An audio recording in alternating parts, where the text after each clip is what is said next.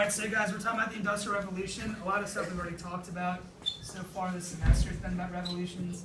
We had some religious revolutions. We talked about the Protestant Reformation, the government ones, and we talked about the French Revolution. So this is going to be talking about how we're talking about manufacturing and creating stuff. So these guys are called breaker boys. These would be people about your guys' age back in late 1800s, early 1900s and stuff, up until about the 1950s. And what they would do is they're going down into the mines. This would be like in West Virginia. Has anybody seen the movie October Sky? Yeah. No. Okay. Yeah. Nobody's seen it? Okay, so what that movie entails, for you guys who haven't seen it, I would suggest seeing it. It's a pretty good movie. Is he's going down in the mines, and what they would do is because they're so small, all the coal, which we're going to learn a lot about today, that's how they produce, that's how they get a lot of these machines to work. They were breaking up the small pieces of coal, and they're going to be the ones who are bringing it up out of the mine shafts.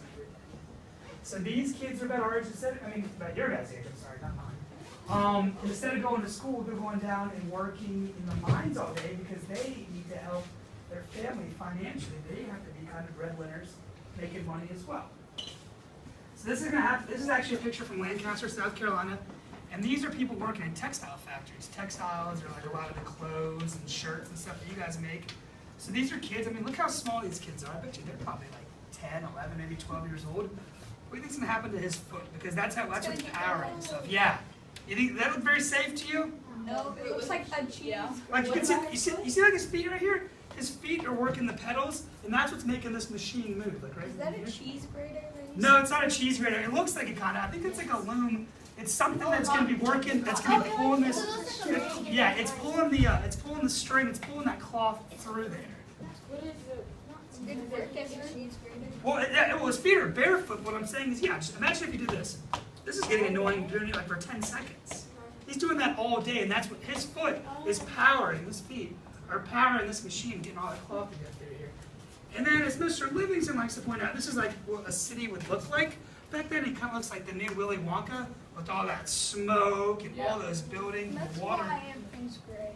So yeah, that's why everything's great, because all that smoke and steam and everything, it's loud. So imagine all the stuff that's going on with that. And we're actually going to do an assignment later on, probably like this week or next week. We're going to talk about like how life changed from being like in a countryside to all this industrial, all this manufacturing going on. Right. So it's going to be really interesting. What's all over their face? That's going to probably be coal. That's what someone asked in the last class too. I think that's going to be coal, a lot of dirt, all the stuff that's going on with these guys, because they're underground all day. I don't think it's that much. What's up? The kids get paid? They do get paid. Yeah, you're getting paid. You're not getting paid much. You're getting paid just enough to survive. Because the minimum wage. Yeah, but minimum wage was a little different back then than it was now. You know what? It probably differed.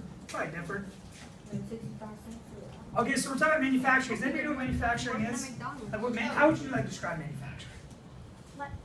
Go ahead. Yeah, go ahead. Like making things in like a big factory.